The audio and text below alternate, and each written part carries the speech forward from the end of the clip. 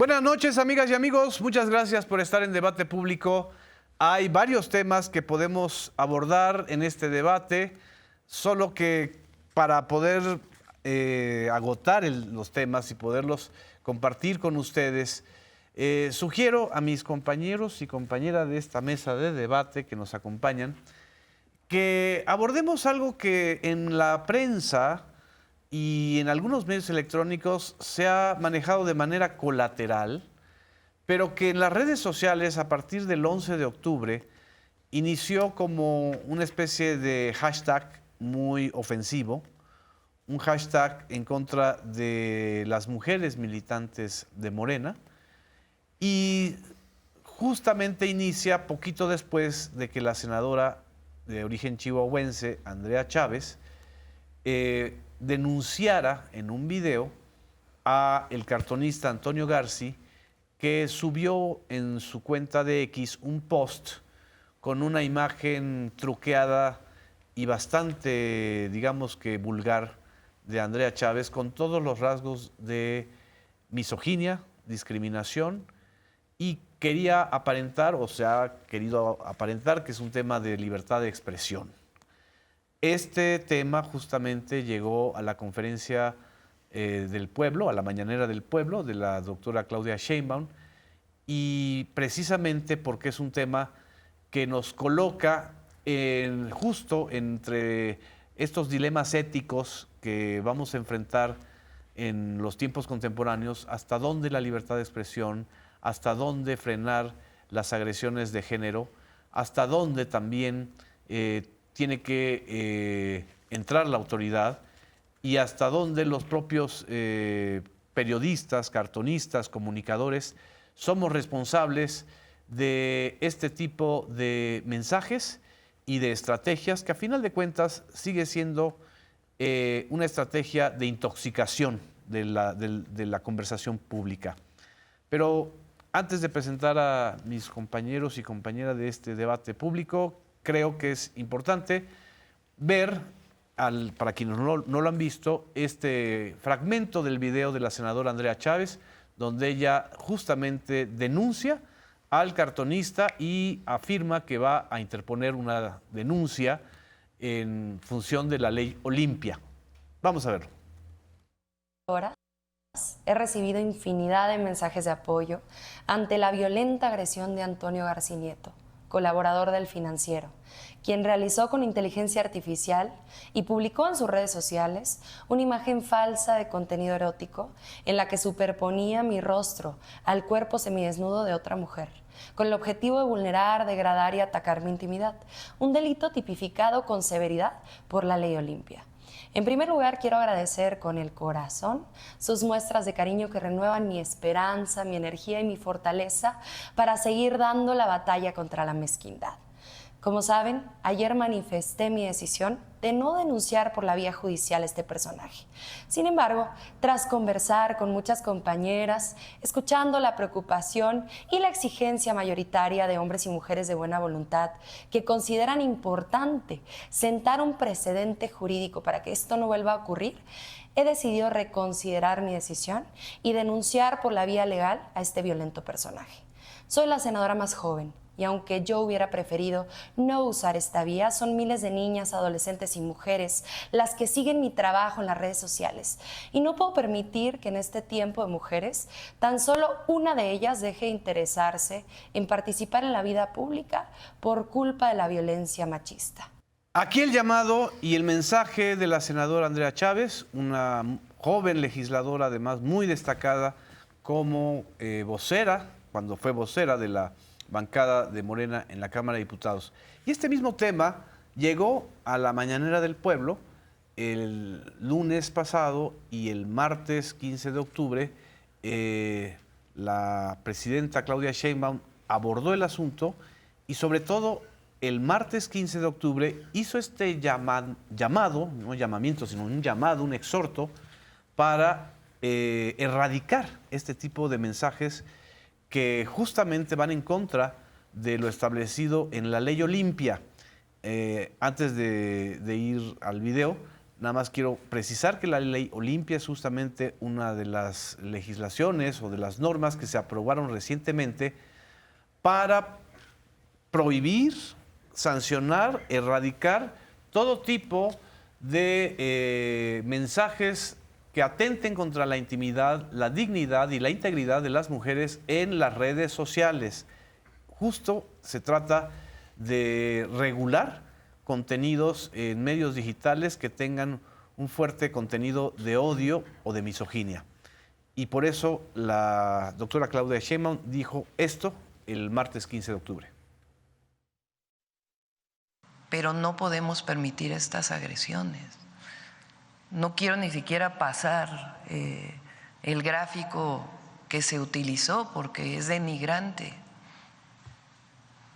Entonces, un llamado a este caricaturista, cartonista, monero y a otros de que esta violencia contra las mujeres no puede convertirse en algo normal. En este caso entiendo que la senadora presentó denuncia por Ley Olimpia.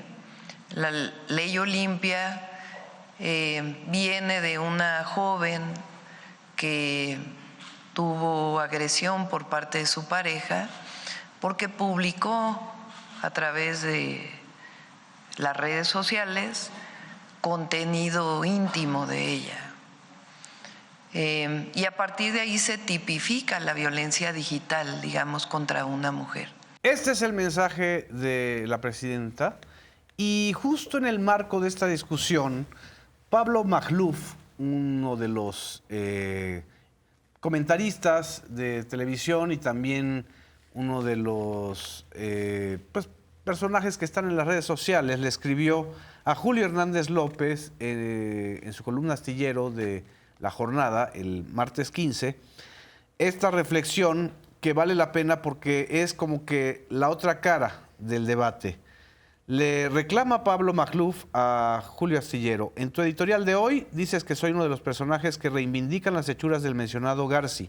Solo una aclaración: jamás mencioné a Garci, ni su foto, ni lo respaldé, ni apoyé a él, ni a su foto en particular.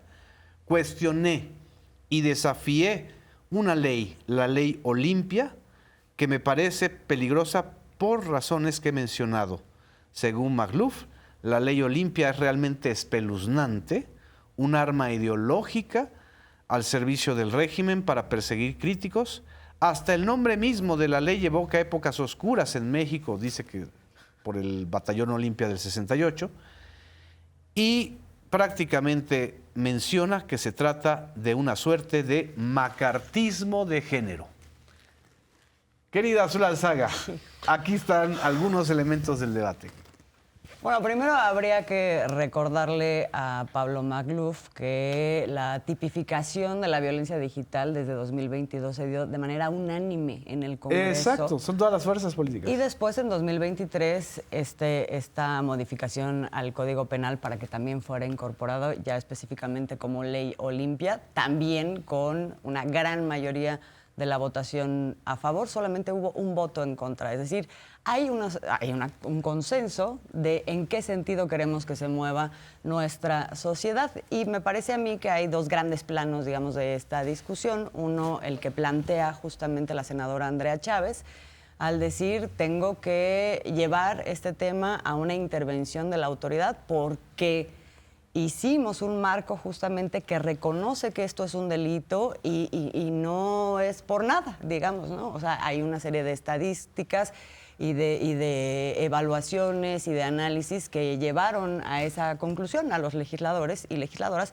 que tienen que ver con el alto nivel de afectación que tiene una cosa como esta en la dignidad, en la integridad de las personas, particularmente de las mujeres, cuando una cosa así ocurre, ¿no? Es algo que no te quitas de encima y es francamente denigrante y bueno, tiene consecuencias incluso que han llegado al suicidio en algunos casos, ¿no? En el caso de la senadora Andrea Chávez, lo toma como causa personal independientemente de que ella es una figura pública en donde juegan, digamos, otros elementos, porque sí se espera que una figura pública tenga la capacidad de aceptar cuestionamientos, incluso de manera ácida, digamos, la cultura del humor y de los moneros, ataca una cosa que tiene que ver con las figuras públicas, pero que está relacionada con su función pública. Exacto. ¿No? Y eso es lo que es válido. Ahí podemos con sus posiciones jugar, públicas. Exacto, sus posiciones públicas, sus acciones, en fin, ¿no? Pero este no es el caso. Este es un caso que se mete de manera personal con la legisladora, en su condición de mujer además, y que entonces se empareja con esa problemática que viven muchísimas mujeres en el país. Así es. Y entonces por eso lo ataca desde esa perspectiva, que a mí me parece que es también legítimo, válido, y además que pone en el centro del debate público una cosa que es muy afortunada, que se debata. Otra parte y otro plano es el que plantea la presidenta, la doctora Claudia Sheinbaum, que es el propio llamado que hace a los moneros, que además ya generaron una especie de frente común apelando a lo que un poco habla Pablo Magluf, que es no podemos dejar que se nos censure, ¿no? O sea, quieren centrar el debate en que esto es un tema ¿Todos los moneros? de censura. No todos los moneros. Digamos, hay algunos moneros de derecha que se pueden identificar como que han estado en contra del régimen, primero de Andrés Manuel López Obrador, o sea, de la Cuarta Transformación, y que hacen suya esta causa como diciendo nos están queriendo censurar por nuestra crítica al gobierno, cosa que no es así. O sea, ese es un, Sí, lo que él dice, el macartismo de género.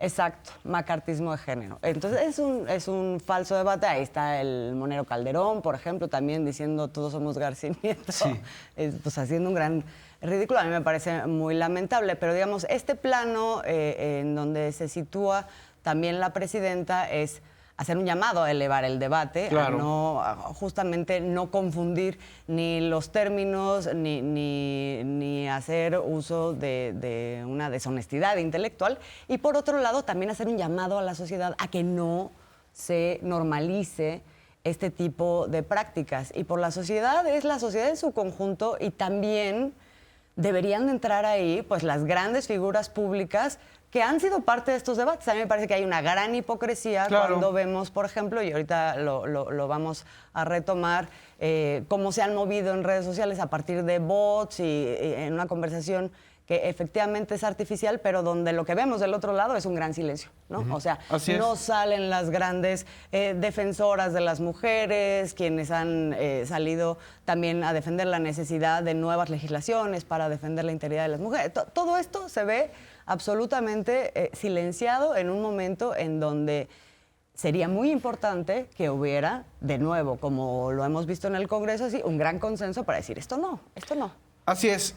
Hay que subrayar también, y creo que hay que documentarlo ahorita, que no es un tema solamente de la denuncia y del ataque a la senadora Andrea Chávez.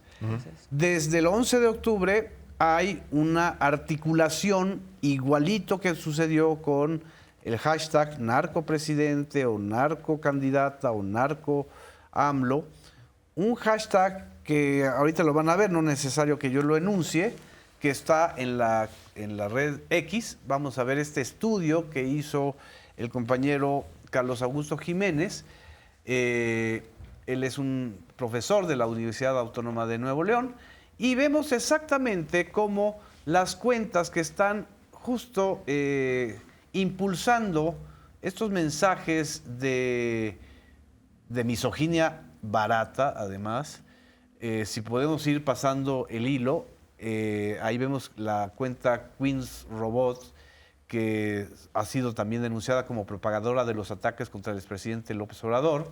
Luego vemos cómo sube este hashtag, que es una campaña artificial, dice Carlos Augusto Jiménez, y artificial por lo que vamos a ver en los siguientes hilos. Una buena parte de los usuarios no viven en México, o sea, son cuentas que no están radicadas en México. Ahorita estamos viendo el perfil de edades y ahorita estamos viendo cómo es esta especie de telaraña o de web, ¿no?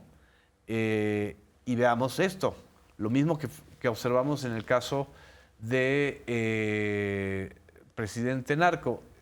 La gran mayoría son granjas de voz de España y de Colombia. Por cierto, le agradecemos mucho a Carlos Augusto Jiménez ese estudio y una entrevista que nos dio para SPR Informa, ¿no? Es decir, hay toda una articulación para intoxicar el debate público. Una infodemia, Miguel, ¿o cómo lo clasificarías? Buenas noches. Pues es una infodemia y que intenta exacerbar el discurso de odio. Aquí yo plantearía varias cosas. Primero, este tipo de manipulación de temas en redes sociales que a partir del estudio del maestro Carlos Augusto Jiménez podemos decir que es una campaña digital misógina, automatizada. Automatizada, además. Pues tiene un costo. Claro. Y entonces la pregunta es, ¿quién está pagando los troles y los bots de España, Colombia y Argentina? Solo el 45% de los posteos provienen de México, el 15.2% de España, el 30.8% de Colombia y el 2. ¿Cuánto de Colombia? De Colombia es el 30.8%. ¿Y de España? 15.2%. O sea, entre Colombia y España es más que los posteos de las cuentas de México. Así es, y donde hubo más posteos dentro de México fue en Nuevo León, curiosamente. En ese sentido, primero señalar quién está pagando eso, porque cuesta y cuesta mucho dinero, aunque en Argentina estén al 2x1 los troles. Segundo, si bien hubo, hay como el ejemplo de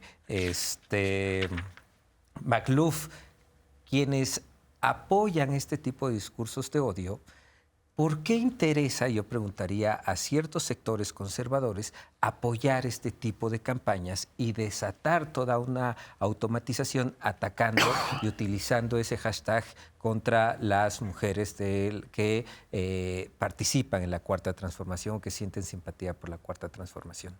Y segundo, hay un sector de la sociedad mexicana que considera a las otras personas que pueden ser susceptibles de cosificarse y de calificarse a partir de una visión del mundo que es distinta al de los otros. De su adscripción partidista. Exacto. Y de su condición de género. Entonces unen las dos cosas y la vuelven un mensaje de odio. Y una violencia tremenda en redes sociales. Y el problema de la violencia en redes sociales es que sale de las redes y se va a la realidad. Entonces estamos viendo que hay un grupo de personas que participan de la derecha, que participan del conservadurismo, que están ejerciendo violencia contra las mujeres y contra cualquier otros que piensen distinto a ellos. ¿Es un tema de libertad de expresión, como lo han planteado, Braulio? Yo no lo creo. Y antes de responder eso me gustaría dar un paso atrás y celebrar que la senadora reconsiderara denunciar, porque es un tema que, de acuerdo con un informe que presentó el INMujeres en 2022, apunta a que más de 9 millones de mujeres y niñas mexicanas, porque en el informe dice que son mayores de 12 años, han sido víctimas de violencia digital. Esto ocurre también en el marco de la aprobación de la Ley Olimpia. Y algo muy importante que me parece se logró con la aprobación de esta ley y con una nueva discusión pública amplia, fue reconocer el terreno digital no solamente como algo etéreo que existe y que uno cierra su computadora o apaga su celular y deja de existir, sino como una extensión de lo público y que lo que pasa en el entorno digital tiene consecuencias en la vida Exactamente. real, en la vida diaria de las personas. Son plataformas públicas. Así es. Y me parece que en ese sentido también juega y entra un poco el papel que han asumido algunos ideólogos o representantes o voceros de lo que se ha tratado de denominar la nueva derecha. Y hago las comillas en el nueva porque no plantean ninguna idea que no se haya planteado ya antes. Apelan a la misoginia, a la discriminación, a la figura de los hombres como el máximo de la sociedad y a que las mujeres son o alcanzan lo que logran en función de las relaciones que tienen con otros hombres, algo que está completamente desmentido y que no tiene ningún sustento, más que la misoginia de estas personas que impulsan estas narrativas. No es un tema de libertad de expresión porque la libertad también tiene límites y los límites están cuando se transgreden los derechos de otras personas. Si alguien está violentando a una mujer, por la razón que sea, está transgrediendo su libertad y está vulnerando sus derechos. Entonces, no es un tema de libertad y me parece importante también que llevemos el terreno la discusión a ese terreno, porque la autollamada nueva, la ultraderecha, también está abanderando la libertad y tratando de asumirla como una bandera propia, cuando no es así. No buscan la libertad, buscan volver a un modelo de sociedad en el que las mujeres no tenían tanta participación en la vida pública, en que estaban relegadas al terreno de lo privado, a las labores del hogar, al trabajo no remunerado, en los cuidados, y eso es lo que ensalzan. Y también retomar un poquito esto que decía Pablo Magluf. Él apuntaba a que la ley Olimpia era espeluznante porque recordaba al batallón Olimpia. Así es. No es que sean, pienso, no es que sean ignorantes y que estén orgullosos de serlo, es que han asumido muy orgullosos un rol que es ensuciar la discusión y generar... tergiversar y generar ruido y también hacer una especie de borrado de la historia. ¿Por qué se llama ley Olimpia? Así se llama una chica que se llama Olimpia Coral Melo, que fue víctima de violencia digital de una expareja suya que difundió contenido que se habían enviado en intimidad de una pareja y que él difundió sin su consentimiento. A partir de ahí, ella empieza a ser activista en contra de la violencia digital, a favor de los derechos de las mujeres, y se impulsa esta ley que ya está aprobada en todo nuestro país y que, si no mal recuerdo, hace un par de semanas también se aprobó en otro país de Latinoamérica. Ahorita busco el dato. Pero creo que en Colombia, precisamente. Hay varios países y lleva el mismo nombre, Ley Olimpia, y reconocen el esfuerzo de la legislación mexicana y de esta activista que antes fue víctima de la lucha contra la violencia digital. Perdón. Exacto. No, es importante porque intentan también hacer un borrado de la razón por la que se llama así y también un borrado de la historia de nuestro país, porque no podemos obviar tampoco que durante la campaña, sin decir abiertamente voten por Xóchitl Gálvez, Pablo Magluf hizo campaña a favor de las ideas del bloque conservador. Es decir, con este borrado de la historia me parece que también le quita responsabilidad a los partidos que impulsaron y que crearon el batallón. Bueno, ¿dónde está Xóchitl Gálvez? Que ella, justo en su campaña, denunció violencia política de género, denunció que se utilizara su condición de mujer y su origen indígena para estigmatizarla.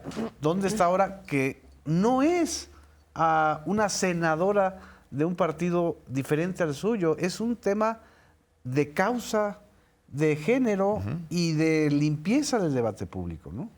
Porque además también es una estrategia de la derecha, como tú has mencionado, Emerson, en TV Migrante y en otros análisis, lo que las nuevas derechas o los movimientos digitales de la derecha buscan es justo darle un giro a la discusión, tergiversarla y entonces aparentar que todos los logros civilizatorios contemporáneos, la tolerancia, el respeto a los migrantes, el desarrollo y el respeto de las mujeres, etcétera, son retrocesos.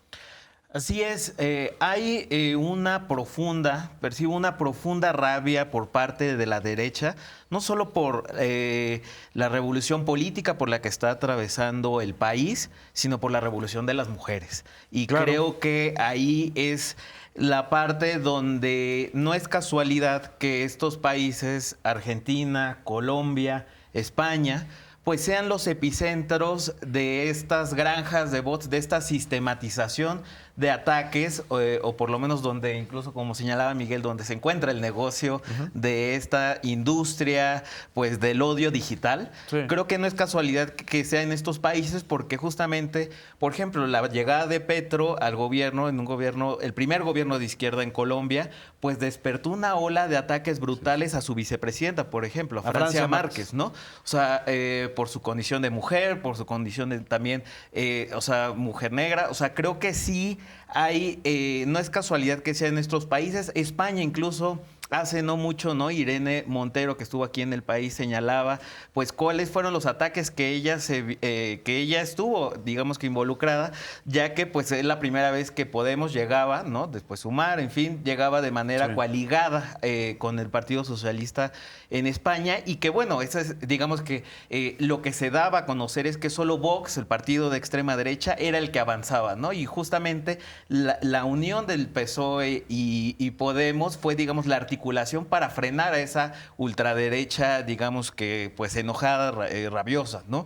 Y también en Argentina, o sea, vemos cómo el modelo político de intoxicación en las redes, de misoginia y de que en nombre de la libertad se pretenda propagar discursos de odio, ese modelo, que es, hay que decirlo, ¿no? Es un modelo no solo argentino, sino también bolsonarista y trumpista, se pretende exportar a México, Claro. ¿no? Y yo creo que ahí es donde estos personajes como Magluf, como diversos personajes, e incluso también, ¿dónde está la solidaridad de Lili Telles, por ejemplo? ¿no? Así es. Creo que ese modelo de intoxicación de redes pretenden traer a México... No te vayan a gritar bellaco, ¿eh? pretenden traer a México con la supuesta batalla cultural, ¿no? Que hay que defender esta vuelta a los valores, esto que mencionaba Braulio, esta vuelta a defender, digamos que justamente lo que buscan más bien es frenar esta revolución de las mujeres, porque estamos en un momento inédito en el país, y yo creo que también es curioso que la publicación de Garci Nieto, o sea, que desata toda esta situación que estamos analizando, haya sido en redes sociales y, por ejemplo, no haya sido en su espacio en El Financiero, ¿no? Dirigido por ¿En el Diario de Yucatán?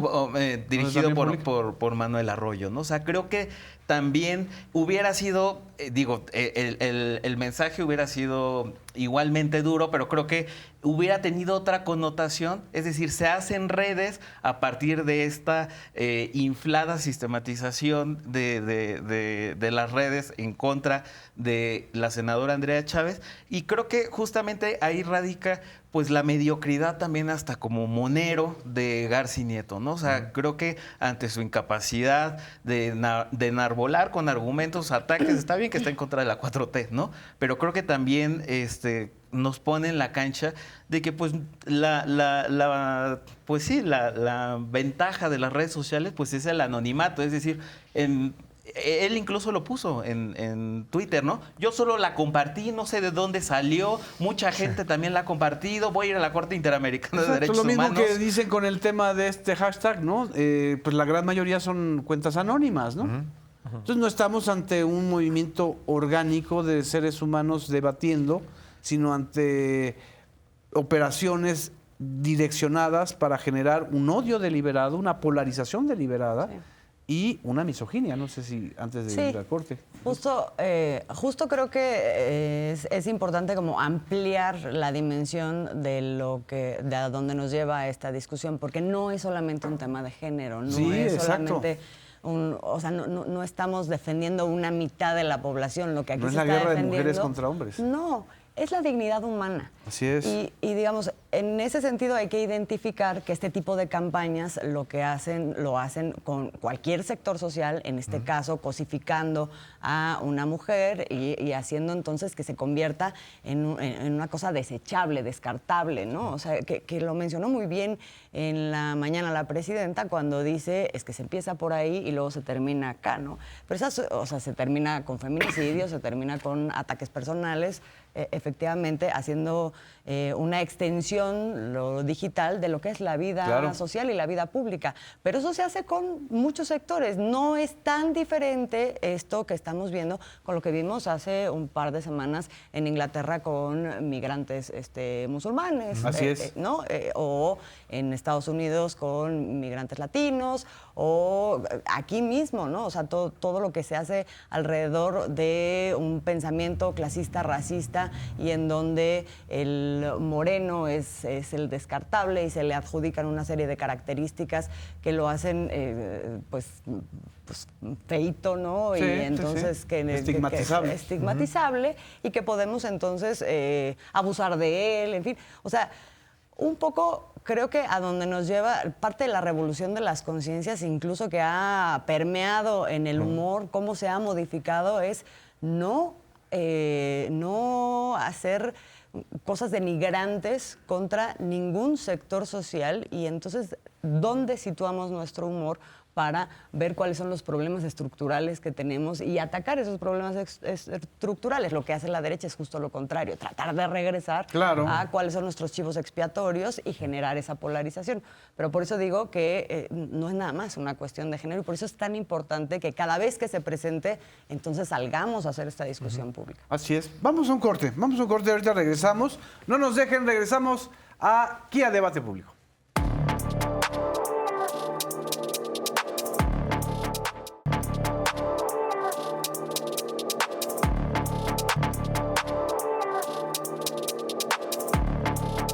Regresamos a Debate Público. Braulio Luna, querías tú comentar algo justo de lo que estábamos abordando en el bloque anterior. Sí, y es que me parece importante que la forma de abordar la misoginia de estos personajes que están dentro del escenario público sea justamente eso, el debate. Que el desprestigio venga por la exposición de sus propias posturas y de sus ideas misóginas en contra de los derechos, en contra de las mujeres, de la diversidad, en contra de la reivindicación de los grupos más vulnerables de nuestro país y que no venga de la cultura de la cancelación. Porque si nos vemos en el espejo de lo que ha ocurrido en otras latitudes, llámese en Argentina e incluso en Colombia, en España, es que la cultura de la cancelación es como un boomerang, que por un corto periodo puede sacar del escenario a estos personajes, Así es. pero que genera descontento en un sector de la población que a lo mejor no tiene todo el contexto completo, no entiende por qué se están sacando de esos espacios a esos personajes y lo ve, sí, como una vulneración al derecho a la libertad de expresión, cuando no lo es. Por eso creo que la alternativa para que se entienda todo lo que está pasando, que se entienda por qué esas ideas están mal, por qué no podemos permitir que se estigmatice a las mujeres, que se les utilice o se les vea como objetos sexuales, que se crea que lo que obtienen es en función de las relaciones que tienen con otros hombres, es la discusión. Eso también es que lo público sea cada vez más público, es el acto pedagógico de que la gente esté más involucrada Claro. y de que entienda las causas y las consecuencias de lo que pasa. Así es. Totalmente. Vamos a entrar a otro tema porque también la vida es una tómbola. Vamos a poner Una dictadura. ¿Mande? Ah, ya. No, Ya ya es la está. tombolocracia, como han dicho los legisladores de oposición. Bueno, esta historia tiene que ver con un término ya muy antiguo en el derecho llamado insaculación. La insaculación, pues a final de cuentas, es un mecanismo para definir nombramientos o posicionamientos o posiciones. Y bueno, pues hay muchas maneras de insacular. Puede ser vía un sorteo, puede ser vía una tómbola, en fin. Este mecanismo, que es muy antiguo y que está incluso pues, en la ley electoral de México desde la reforma del COFIPE, desde la reforma incluso de la LOPE de 1977, cualquier ciudadano que haya sido funcionario de casilla sabe que te nombran o te pide la autoridad electoral ser eso porque fuiste insaculado. Eso fue lo que ocurrió en el fin de semana pasado en el Senado de la República cuando se insacularon o se definieron por tómbola la mitad de los cargos del Poder Judicial de la Federación, o sea, de jueces, magistrados, que van a ser electos en la primera etapa de este proceso de reforma al Poder Judicial. Aquí estábamos viendo las imágenes de esto que ocurrió en el Senado de la República y que evidentemente, aunque ya esto está absolutamente contemplado en la reforma constitucional, está contemplado en las leyes electorales desde mucho antes, pero la respuesta de esta siempre creativa oposición fue hacer una tómbola pirata, que es exactamente lo que no se hizo en la tómbola. Es decir, en la tómbola original no se nombró el nombre propio de ningún juez, de ningún magistrado. O sea, no se estaban definiendo los nombres de candidatos, sino los espacios en donde podían competir los mismos jueces, juezas, magistrados y magistradas, cuyos cargos ahora van a ser electos. Ellos pueden también contender, pero vamos a ver esto que sucedió con la tómbola pirata. Si yo en este momento hago una tómbola, ¿no? Así le damos vuelta, igual a la de ustedes, pretender armar en el Poder Judicial y sacar bolitas y decirles, Gerardo Fernández Noroña, está usted despedido. ¡Fuera! ¡Fuera! Andrea Chávez, está usted despedida. Olga Sánchez Cordero, está usted despedida. Adán Augusto López, está usted despedido. Para empezar, las bolitas no tienen nombres, los nombres los tienen o sea, De veras que ya ni la burla perdonan. Es una mezcla como de Atypical TV con el programa ese de Trump, ¿no? Usted está despedido. Ay, O de Milei el pa' afuera, literal. O sea, pues es que es el mismo tono, o sea, es la trompización de todo el espectáculo público, ¿no? Bueno, creo que la oposición... ¿Tú tienes ganas de vivir en una tómbola? Como pues pudimos ver, creo que la oposición, pues hay algo, creo que es cierto, no tanto de broma, en cuanto a la captura hasta discursiva de Atypical, en cuanto a la oposición. O sea, yo sí creo que es real, que sí lo ven como una fuente de que, bueno, somos la oposición mediática que sobrevivió, lo dijo el mismo Larraqui, aquí estamos y vamos a seguir.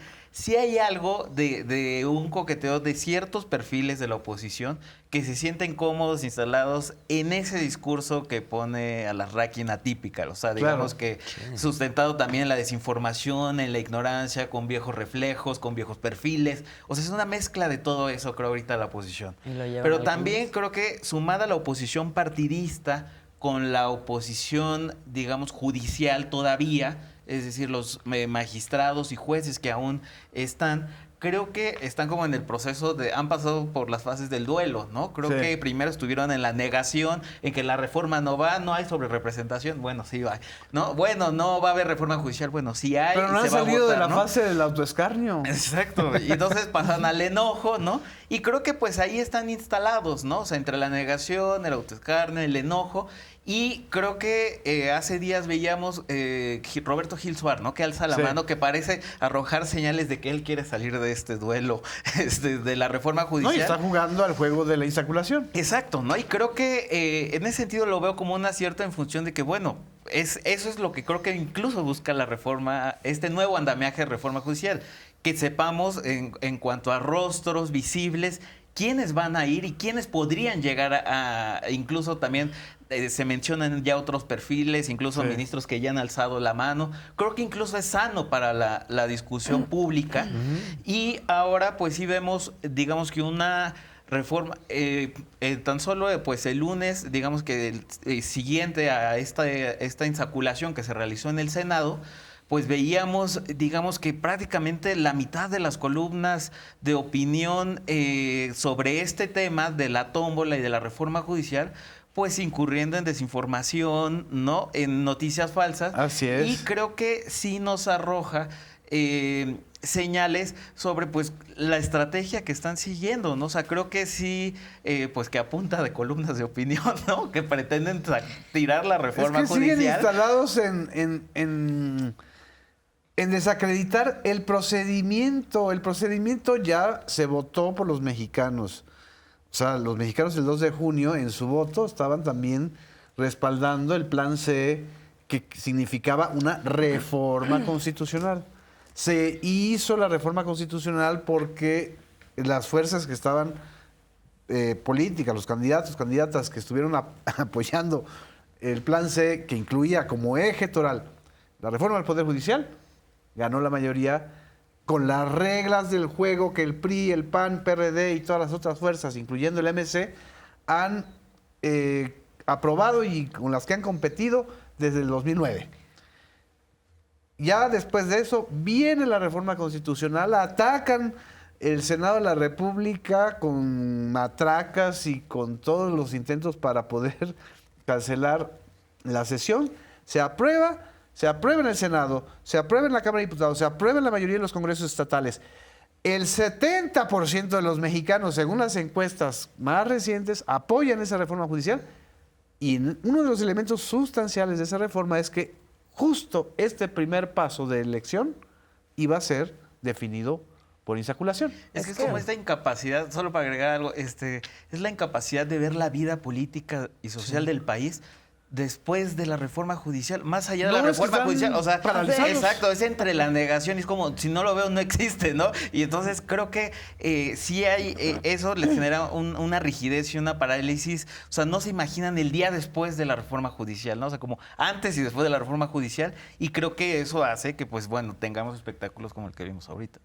Pues, ¿por qué no crean el comité de la insaculación legítima, no?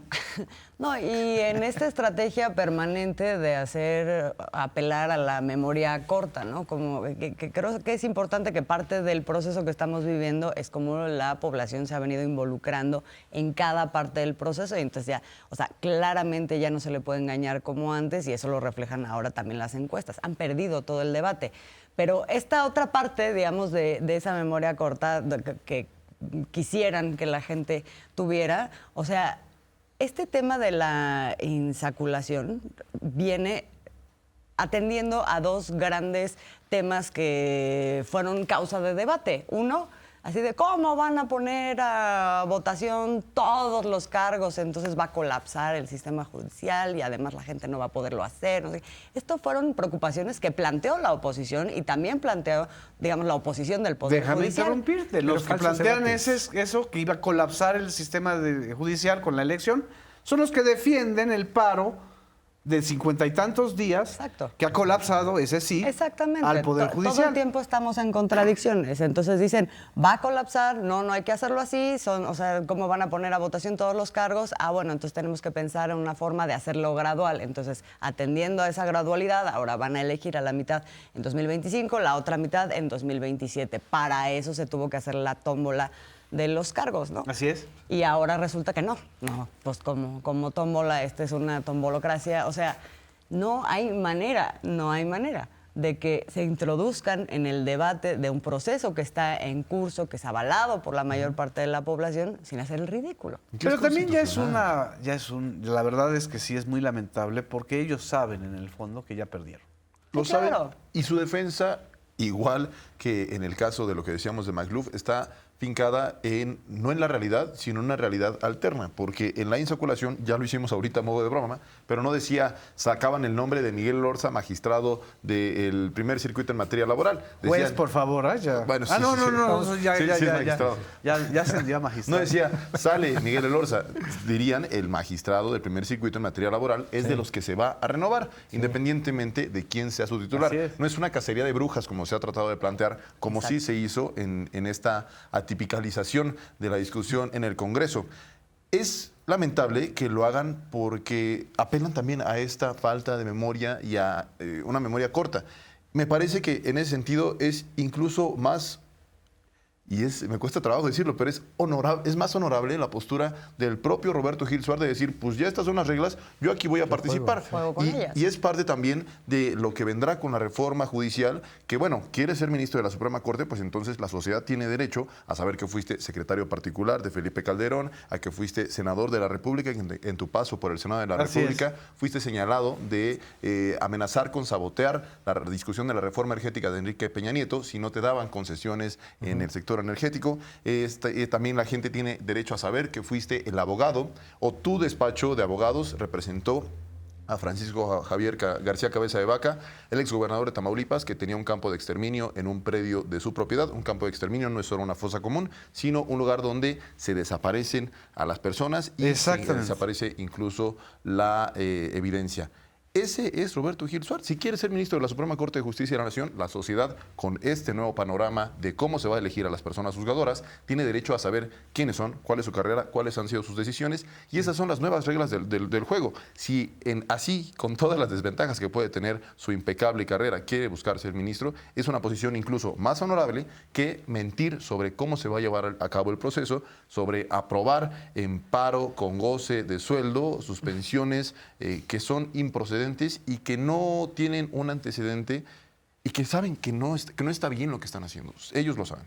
Ahora, hay todo un bloque de medios, Miguel, que están generando esto. Ya lo mencionaba Emerson. Es decir, por lo menos en un solo día o en 2 días que se hizo el análisis en Infodemia, en el equipo de Infodemia, ¿qué porcentaje de columnas estaban denigrando o descalificando el método de insaculación? Lunes, de 5 diarios, del total de las columnas que salieron en esos 5 diarios, 48.83% de las 48.83%. 3%, O sea, casi el 50%. Casi el 50% mentían o daban información falsa o imprecisa sobre la reforma al Poder Judicial y sobre el proceso de insaculación. Las columnas. Exactamente. O sea, Ahora, agrégale a esto, porque no sé si lo agregaron, los comentarios en radio o los analistas en radio. No, pero tuvimos los comentarios en redes sociales, lo cual resulta interesante porque todavía ni siquiera terminaba todo el proceso de insaculación que se llevó su tiempo el sábado y ya medios de comunicación a través de redes sociales estaban desinformando, afirmando que lo que se estaba eligiendo a través de la tómbola era a los jueces, a los magistrados y a los ministros. Es decir, estaban diciendo que ya se estaba designando con nombre y apellido a quienes iban a ocupar esos puestos, lo cual era falso. Ahora, lo que a mí me parece también muy interesante es que esta legislatura y sobre todo estos diputados que vimos ahí haciendo su tómbola pirata, pues están burlando de la legislatura anterior.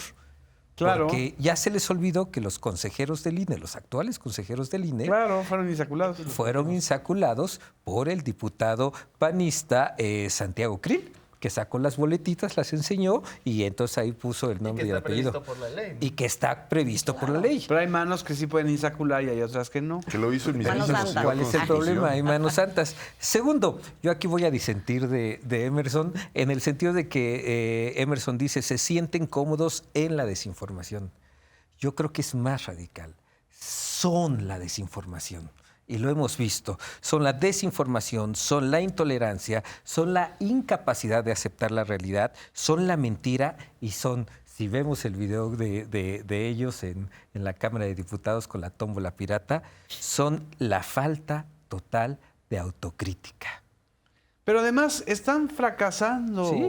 No se dan Están cuenta. fracasando. Yo puse aquí, nada más para antes de que termináramos, porque creo que es importante, este análisis de Jorge Cepeda Patterson, donde él hace, yo hace rato que quería leer un análisis de este tipo, donde él habla del uso propagandístico de la nota roja en los noticieros de radio y de televisión.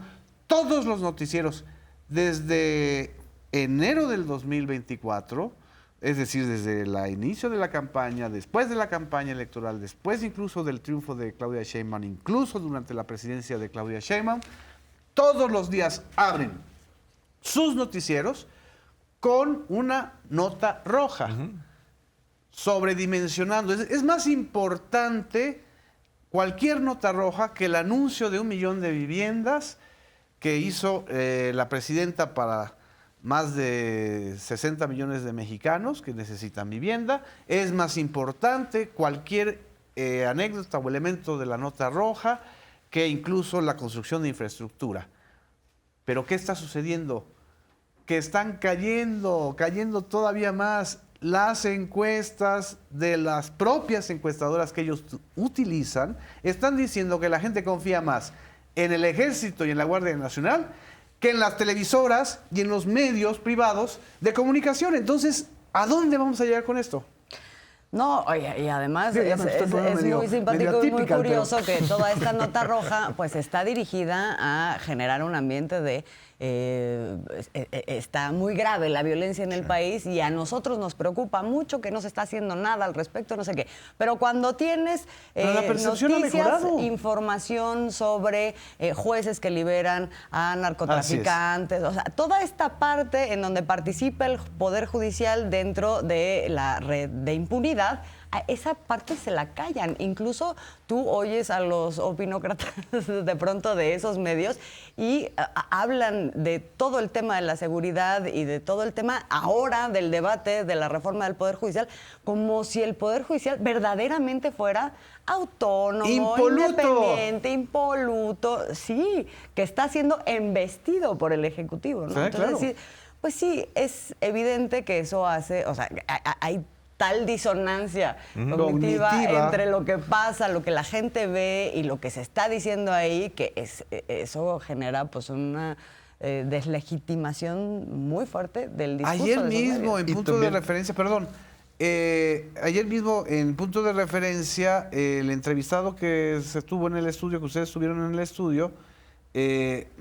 Andrés Reper, mencionaba que esta JUFES, que todos los periódicos y todos los medios ya la traen como Hasta fuente el acreditada, Representante del Poder como Judicial. representante, es una asociación civil, es una invención, es un club de amigos. Ahí está, la Asociación Nacional de Magistrados del Circuito y Jueces del Distrito del Poder Judicial de la Federación lanza las pendejadas que quieren decir, incluso dicen que es un golpe de Estado. Entonces, ya ni siquiera los criterios de representatividad o de legitimidad de una fuente, que es un elemento básico del rigor periodístico, lo pueden acreditar, ¿no? Ahora resulta que tiene más legitimidad la JUFED, que es una asociación civil, que el Consejo de la Judicatura Federal. Exacto. Y volviendo un poquito al Exacto. tema de lo que hacen con la exacerbación de la violencia, que es una realidad que se vive en muchos lugares de nuestro país todavía y que se entiende que haya hartazgo de parte de la población porque es algo que se arrastra desde el 2006, cuando la semana pasada platicábamos acá de cómo se le dio un golpe al avispero con la estrategia de seguridad y apenas la tendencia se está revirtiendo después de mucho tiempo. Es normal que la gente quiera que haya paz. La gente también entiende que no es un proceso que sea fácil y por eso están deslegitimados. Pero apelando también a la falta de memoria, olvidan que en el marco del sexenio de Felipe Calderón firmaron un pacto de silencio para no hablar precisamente de los impactos Exactamente, de que la eso es lo violencia. que menciona Cepeda. Y lo firmaron con el secretario de Seguridad, que mañana será condenado. Conoceremos públicamente cuál es la condena, porque ya es culpable de trabajar para el crimen organizado, Así de es. trabajar para el cártel de Sinaloa. Y no lo dicen porque apelan a que no nos acordemos de que eso hicieron y de que lo que hacen hoy también responde a los intereses políticos por los que se callaron hace algunos años. ¿Cuánto le apuestan? Pacto de silencio hubo y hay sobre ¿Cuánto le ciertas apuestan a cosas. que el 80% de los noticiarios de radio y televisión concesionados, privados, no van a llevar como nota principal la sentencia, que es histórica? La de es ocho la no va a ser. primera vez en la historia Un secretario de que un Seguridad. ex secretario de Seguridad Pública es sentenciado muy probablemente a cadena perpetua por un juez en Estados Unidos. ¿No? Esto, que debería ser algo realmente conmocionante, es como un pacto de silencio. Sí, el Sí, tema es la totalmente. tómbola esta semana, ¿no? Sí, el tema es la tómbola, el tema es cómo desacreditar con una payasada, que es lo que hicieron los compañeros de la tipicalización del Congreso, porque ya pasamos de la loretización a la atipicalización. Pero el tema central y la gravedad que eso representa de que tu jefe de la Policía Nacional durante 12 años, 6 años como titular y otros 6 como director de la AFI, esté condenado en Estados Unidos por narco. Pero la campaña en redes sociales de narcopresidente era contra López Obrador. Pero la campaña de narcogobierno era contra el gobierno de la Cuarta Transformación. ¿Sí? O sea, es decir, más obvio no puede ser, ¿no? Próximo debate público, aquí vamos a exhibir las portadas del día siguiente. Es que sí sería Sí, sería muy interesante bueno. poder hacer ese balance, porque lo que está en debate es justo lo fuera del debate ciudadano que están los medios públicos, los medios Despegados. de prensa, ¿sí? Y el caso de García Luna, que ahorita no lo abordamos con detalle, porque a final de cuentas vamos a conocer el 16 de octubre, ¿no? La sentencia, ¿no? No sé si quieras tú comentar algo de esto. No, yo creo que sí, o sea, los medios de comunicación están volcados en su agenda, incluso en la entrevista al maestro Carlos Jiménez, él decía, en cuanto a redes sociales, decía, crearon su propia burbuja de mentiras, pero Claro. al final es contraproducente porque los aleja de lo que pasa en la realidad, ¿no? O sea, también estas discusiones endogámicas en redes sociales o en los mismos medios de comunicación, pues son contraproducentes para su misma comprensión de la realidad. O sea, no solamente es el ataque por el ataque, sino que te imposibilita tener una comprensión más completa o aproximarte más a lo que está sucediendo afuera, ¿no? Entonces, vemos que tanto los medios de comunicación tradicionales como las redes, pues es un arma de doble filo para ellos mismos, ¿no? Claro, claro. Miguel. Bueno, los medios de comunicación hubo un momento que fueron un poder fáctico a grado tal que, lo decía el presidente López Obrador, construía presidentes de la República o ponía presidentes de la República. Hoy estos poderes fácticos, incluido las redes sociales, han perdido ese poder. Y quien ha recuperado el poder, pues es el soberano, que siempre lo debió tener, que es el pueblo. En ese sentido, estamos viendo o presenciando un encuentro entre los poderes fácticos, medios de comunicación, algunos políticos, empresarios, que ya no tienen el poder y no aceptan que el pueblo ahora es el soberano como siempre debe haber sido. Oye, nada más para comentar como anécdota de todo esto, es que ahora resulta que el problema es que el Congreso y el Ejecutivo no acatan lo que emiten como suspensiones jueces en desacato de la Constitución, de una ley constitucional que ya está promulgada, ellos emiten sus suspensiones y el gran problema es que no los acata el Congreso. O sea, es de verdad ya una irracionalidad delirante. ¿Sí? Es delirante. Ahora, en realidad, están derrotados. Y en esa derrota, lejos de reconstituirse, lo que están haciendo es una autofagia muy penosa. O sea, sí, hasta da buscar pena ajena. culpables internos, ¿no? Así o sea, es. Riva Palacio hace unos días pues culpaba a Norma Piña que no estuvo a la altura de la situación política del país para hacer la defensa del Poder Y Judicial. 3 Doritos antes era la líder, ¿no? O sea, la gran lideresa de la rebelión de los impolutos jueces. Como Es le decir, llaman a Xochitl también. Y que tampoco es mentira eso que decía Riva Palacio. Es decir, si son los expertos, los más letrados, la gente más preparada, de acuerdo con este mito meritocrático de la carrera judicial, y no estaban de acuerdo con la reforma al Poder Judicial, pues hubieran presentado en el momento de los foros de Parlamento abierto una reforma alterna con la que se pudiera discutir, pero lo hicieron cuando ya se había aprobado en la Cámara de Diputados. Así Sí es. fue muy ineficaz y muy ineficiente la defensa de la ministra Norma Piña para las causas de la reforma judicial. Se nos acabó la tómbola, compañeros. En la próxima tómbola vamos a invitar a la ministra Norma Piña. Ojalá quiera debatir con nosotros. Pero por lo pronto, muchas gracias a todas y a todos los que nos siguen en Debate Público. Gracias.